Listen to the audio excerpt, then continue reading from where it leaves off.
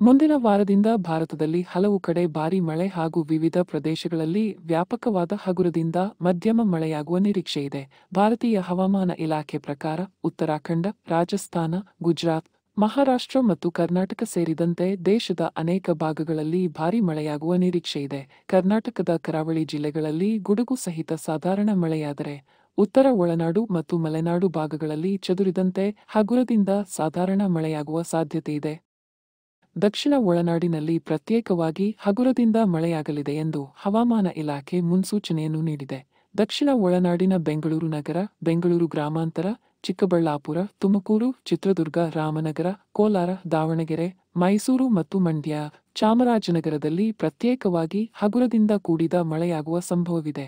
ಉತ್ತರ ಒಳನಾಡಿನ ಬೀದರ್, ಕಲಬುರಗಿ ಮತ್ತು ಬೆಳಗಾವಿ ಜಿಲ್ಲೆಗಳಲ್ಲಿ ವ್ಯಾಪಕವಾಗಿ ಸಾಧಾರಣ ಮಳೆಯಾಗುವ ಸಾಧ್ಯತೆಯಿದೆ. ಯಾದಗಿರಿ, ವಿಜಯಪುರ, ಬಾಗಲಕೋಟೆ, ಗದಗ, ಹಾವೇರಿ, ಕೊಪ್ಪಳ, ವಿಜಯನಗರ, ರಾಯಚೂರಿನಲ್ಲಿ ಸಣ್ಣ ಮಳೆ ಬರಬಹುದು. ಮಲೆನಾಡಿನ ಚಿಕ್ಕಮಗಳೂರು, ಕೊಡಗು, ಹಾಸನ, ಶಿವಮೊಗ್ಗ ಭಾಗದಲ್ಲಿ ಚದುರಿದಂತೆ ಸಾಧಾರಣ ಮಳೆಯಾಗುವ ಸಾಧ್ಯತೆ ಇದೆ. ಕರಾವಳಿಯ ಉತ್ತರ ಕನ್ನಡ ಮತ್ತು ಉಡುಪಿ ಜಿಲ್ಲೆಗಳಲ್ಲಿ ಭಾರೀ ಮಳೆಯಾಗುವ ಸಾಧ್ಯತೆಯಿದೆ. ದಕ್ಷಿಣ ಕನ್ನಡದಲ್ಲಿ ಸಾಧಾರಣ ಮಳೆಯಾಗಲಿದೆ. ಆಗಸ್ಟ್ 27ರವರೆಗೆ ಕರ್ನಾಟಕದ ಕರಾವಳಿಯಲ್ಲಿ ಗಂಟೆಗೆ 35 ರಿಂದ 45 ಕಿಲೋಮೀಟರ್ ವೇಗದಲ್ಲಿ ಗಾಳಿ ಬೀಸುವ ಸಾಧ್ಯತೆಯಿದೆ. ಮೀನುಗಾರರು ಸಮುದ್ರ ಪ್ರದೇಶಗಳಿಗೆ ಹೋಗದಂತೆ ಸೂಚಿಸಲಾಗಿದೆ.